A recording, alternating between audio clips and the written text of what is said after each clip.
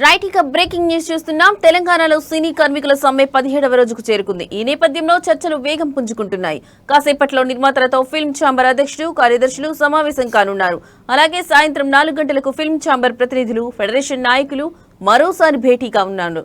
ఇప్పటికే నిన్న సాయంత్రం 3 గంటల పాటు సాగిన ఫిల్మ్ ఛాంబర్ ఫెడరేషన్ చర్చలు స్పష్టమైన ఫలితం లేకుండా ముగిశాయి. నిర్మాతలు పెట్టిన 2 కండిషన్ల విషయంలో ఇరు పక్షాల మధ్య ప్రతిష్టంభన కొనసాగుతుంది.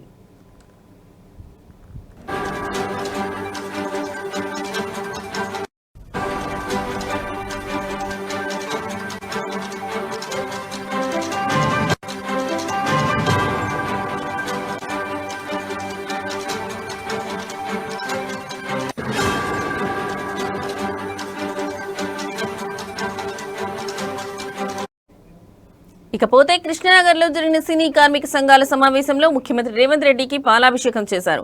చర్చలలో నిర్మాతలు కార్మికులకు పెంచి ఇచ్చే జీతం శాతం విషయంలో హామీ ఇస్తూ డాన్సర్స్, ఫైటర్స్, టెక్నీషియన్స్ యూనియన్లకు కూడా వేతనాల పెంపు ఉంటుందని భరోసా ఇచ్చారు.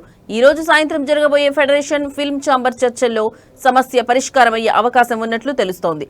ఈ సమస్యలు సాఫీగా పరిష్కారమైతే గురువారం నుంచి యథావిధిగా షూటింగ్స్ ప్రారంభమయ్యే అవకాశం ఉందని సినీ వర్గాలు ఆశాభావం వ్యక్తం చేస్తున్నాయి.